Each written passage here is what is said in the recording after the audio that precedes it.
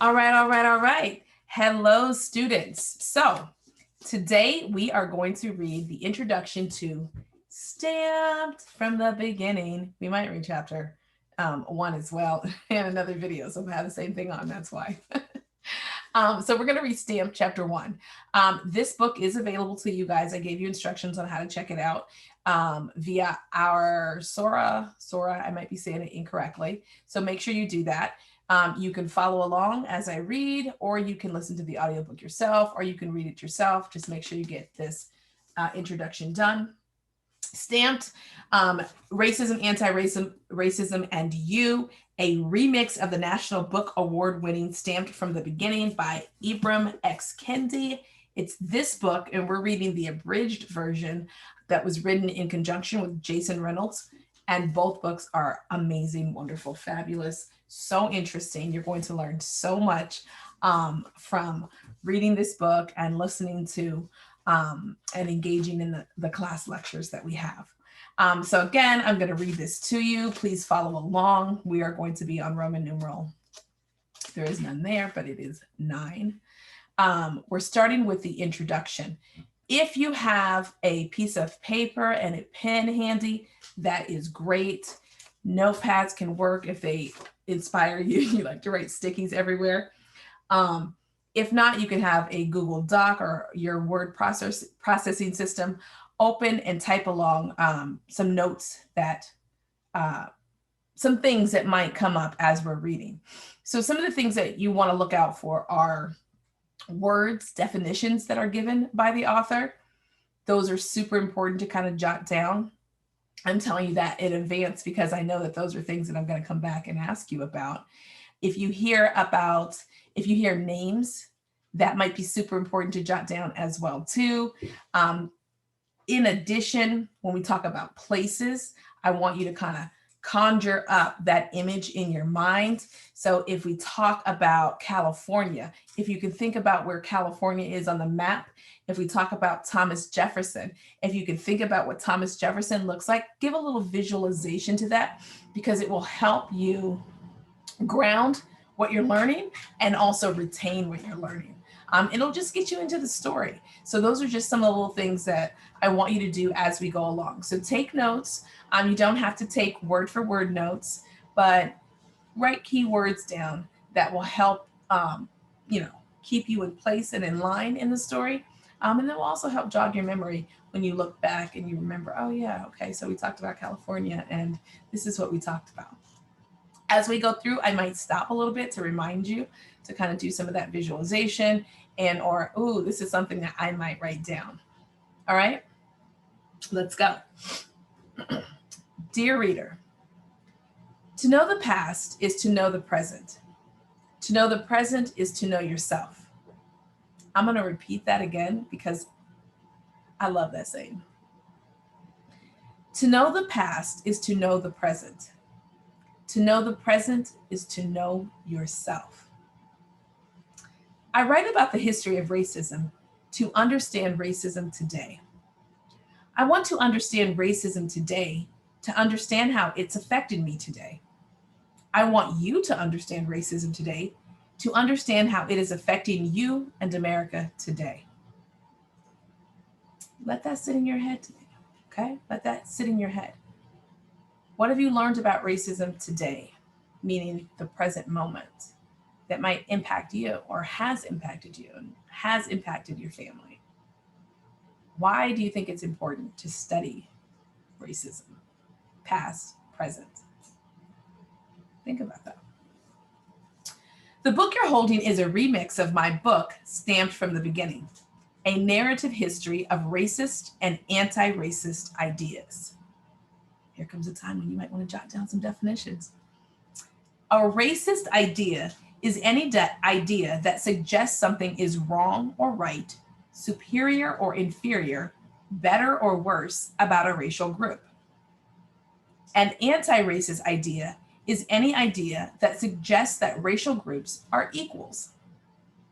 Racist and anti-racist ideas have lived in human minds for nearly 600 years.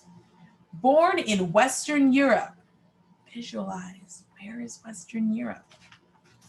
In the mid-1400s, racist ideas traveled to colonial America. Where's colonial America? And have lived in the United States from its beginning. I chronicled their entire life in Stamped from the Beginning. The novelist Jason Reynolds adapted Stamped from the Beginning into this book for you. I wish I learned this history at your age. But there were no books telling the complete story of racist ideas. Some books told parts of the story. I hardly wanted to read them, though. Most were so boring, written in ways I could not relate to. But not Jason's books. Not this book. Jason is one of the most gifted writers and thinkers of our time. I don't know anyone who would have been better at connecting the past to the present for you. Jason is a writer in the purest sense. A great writer snatches the human eye in the way that a thumping beat snatches the human ear. Makes your head bob up and down. It's hard to stop when the beat is on. A great writer makes my head bob from side to side. It's hard to stop when the book is open. I don't think I'm a great writer like Jason, but I do think I'm a courageous writer. I wrote Stamped from the Beginning with my cell phone on, with my television on, with my anger on, with my joy on, always thinking on and on. I watched the televised and untelevised life of the shooting stars of the Black Lives Matter during America's stormiest nights. I watched the televised and untelevised killings of unarmed Black human beings at the hands of cops and wannabe cops. I somehow managed to write Stamped from the Beginning between the heartbreaking deaths of 17-year-old Trayvon Martin and 17-year-old Darnisha Harris and 12-year-old Tamir Rice and 16-year-old Kamani Gray and 18-year-old Michael Brown. Heartbreaks that are a product of America's history of racist ideas, as much as a history of racist ideas is the product of these heartbreaks. Meaning, if not for racist ideas, George Zimmerman would not have thought the hooded Florida teen who liked LeBron James, hip hop, and South Park had to be a robber. Zimmerman's racist ideas in 2012 transformed an easygoing Trayvon Martin walking home from 7-Eleven holding watermelon juice and Skittles into a menace to society holding danger. Racist ideas cause people to look at an innocent Black face and see a criminal. If not for racist ideas, Trayvon Martin would still be alive. His dreams of becoming a pilot would still be alive. Young Black males are 21 times more likely to be killed by police than their white counterparts between 2012 and 2010 and 2012, according to federal statistics. The underrecorded, underanalyzed racial disparities between female victims of lethal police force may be even greater. Black people are 5 times more likely to be incarcerated than whites. I'm no math whiz, neither am I. But if Black people make up 13% of the US population, then Black people should make up somewhere close to 13% of Americans killed by the police, and somewhere close to 13% of Americans sitting in prisons. But today, the United States remains nowhere close to racial equality. African Americans make up 40% of the incarcerated population. These are racial inequities older than the life of the United States. So we're going to talk about that. Even before Thomas Jefferson, visualize, who is that guy? You've heard that name before. Even before Thomas Jefferson and the other founders declared independence in 1776, Americans were arguing over racial inequities, over why they exist and persist, and over why white Americans as a group were prospering more than Black Americans as a group. Historically, there have been 3 groups involved in this heated argument. Time to write some things down, okay? 3 groups in this heated argument. Both segregationists and assimilationists, as I call these racist positions in Stamped from the Beginning, think Black people are to blame for racial inequity. Both the segregationists and the assimilationists think there is something wrong with Black people, and that's why Black people are on the lower and dying end of racial inequity. The assimilationists believe Black people as a group can be changed for the better, and the segregationists do not. The segregationists and the assimilationists are challenged by anti-racist. Okay, let's back up for a minute. Let's back up. I'm going to put a pause. There are three groups, all right? There are the segregationists, that's one group. The assimilationists, that's a second group. And then there are the anti-racist. That's a third group he's talking about, okay? Segregationists and assimilationists, I'm going to read that part again so you can hear what he says they do, okay? Both segregationists and assimilationists, as I call these racist positions in Stamped from the Beginning, think Black people are to blame for racial inequity. And if you need to pause and look up racial inequity or inequity now, that would be a good time. Inequity, okay? Both the segregationists and assimilationists think there is something wrong with Black people. And that's why Black people are on the lower and dying end of the racial inequity, The assimilationists believe Black people as a group can be changed for the better, and the segregationists do not. The segregationists and assimilationists are challenged by anti-racists. So let's learn about this third group, okay? The anti-racists say there is nothing wrong or right about Black people and everything wrong with racism. The anti-racists say racism is the problem in need of changing, not Black people. The anti-racists try to transform racism.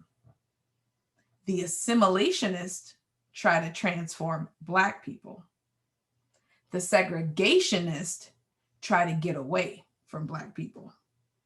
These are the three distinct racial positions you will hear throughout Stamped: Racism, Anti-Racism, and You. Okay? The segregationist, the assimilationist, and the anti-racist, and how they each have rationalized racial inequity. So how they each have rationalized why it exists or trying to explain why it exists, all right? In writing Stamped from the Beginning, I did not want to just write about racist ideas. I wanted to discover the source of racist ideas. When I was in school and first really learning about racism, I was taught the popular origin story. I was taught that ignorant and hateful people had produced racist ideas, and that these racist people had instituted racist policies. But when I learned the motives behind the production of racist ideas, it became obvious that this was a folktale. Though sensible, that this was a folktale, that this folktale, though sensible, was not true. I found that the need of powerful people to defend racist policies that benefited them led them to produce racist ideas. And when unsuspecting people consumed these racist ideas, they became ignorant and hateful. It's key there. He's telling you how racism actually begins, okay? So I'm gonna read this again. He's telling you, this is very key, because he's like, yo, it don't come from you just being ignorant and you being hateful. It comes from something else, all right? I found that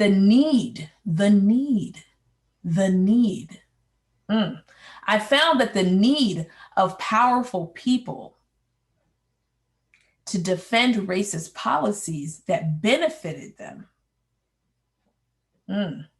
led them to produce racist ideas.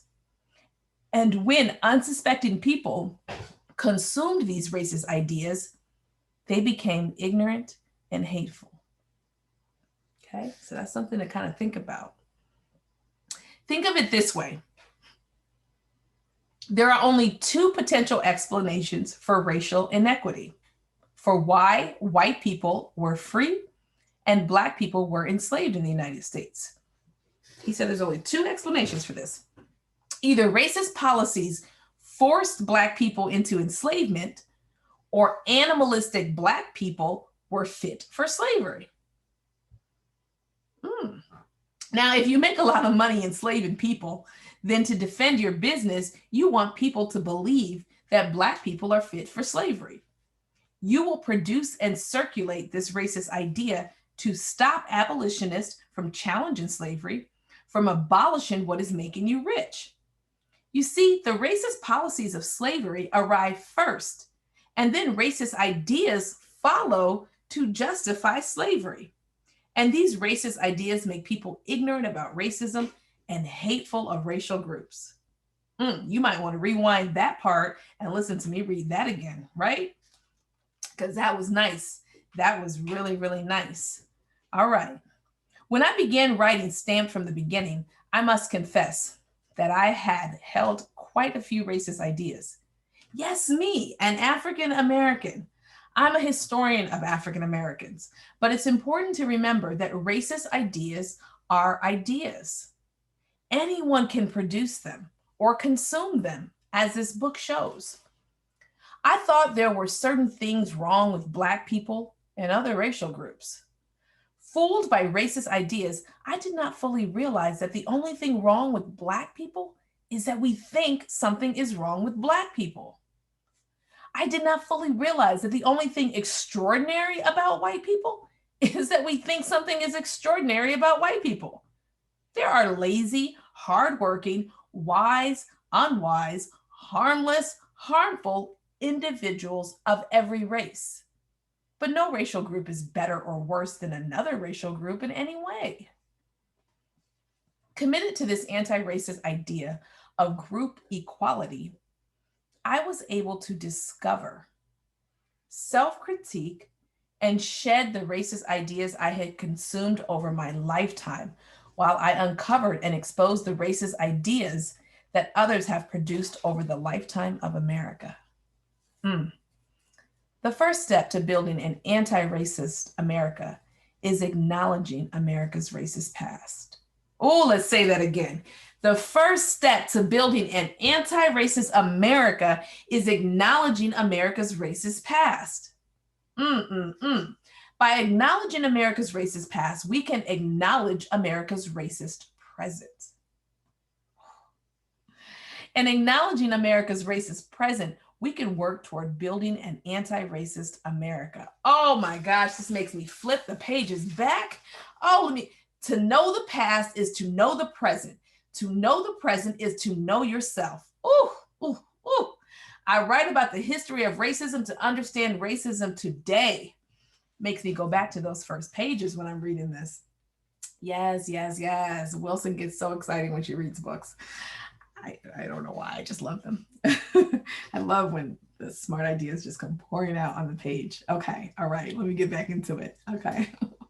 So again, acknowledging America's racist present, we can work toward building an anti-racist America. An anti-racist America where no racial group has more or less, or is thought of as more or less. An anti-racist America where the people no longer hate on racial groups to try to change racial groups. An anti-racist America where our skin color is as irrelevant as the colors of the clothes over our skin. And an anti-racist America is sure to come. No power lasts forever. There will come a time when Americans will realize that the only thing wrong with Black people is that they think something is wrong with Black people. There will come a time when racist ideas will no longer obstruct us from seeing the complete and utter abnormality of racial disparities. Abnormality of racial disparities. We got to look that up, write that down. The abnormality of racial disparities. Okay, we're going to look and see how abnormal it is to have racial disparities. Okay, it's not right to have racial Something is wrong when you have an abnormality. So it's not right to have racial disparities. I want y'all to find out what disparities means. There will come a time when we will love humanity, when we will gain the courage to fight for an equitable society for our beloved humanity, knowing intelligently that when we fight for humanity, we are fighting for ourselves. Whew. There will come a time, maybe, just maybe, that time is now. Yes, that time is now with you holding this book, right? Yes, because you are the change. You young ones, you are the change. All right, so if you need to go back and read this, go back and read this. Read this chapter again, kind of absorb it, and take some thoughts, some deep thoughts about it. You know, like I've read this a couple of times already, this first introduction. So when I'm reading it again, I'm like, oh, yes, yes. And there may have been moments in there where you're like, well, why is she really saying yes? So go back and check that out. Now, the key thing that he was talking about that I might not have been too sure about at first when I read this is this idea of inequity, racial disparity. I might want to go back and look those words up, okay? Some other words that I might want to go back and think about and look up again: segregationist, assimilationist, anti-racist, okay? What does that mean? He also threw out the word abolitionist. I've heard it before, you know, if I'm just now picking up this book, but I might not fully know what that means. So maybe you want to go look that word up as well too, all right? And if you aren't familiar with some of the fallen Black lives, Trayvon Martin, Darnisha Harris, Tamir Rice, Kamani Gray, Michael Brown, then you may want to go and look up some things about that as well, or contact me and I can give you some resources on that. Okay. So that was my reading. I hope that you guys enjoyed it. I will see you with chapter 1. Bye.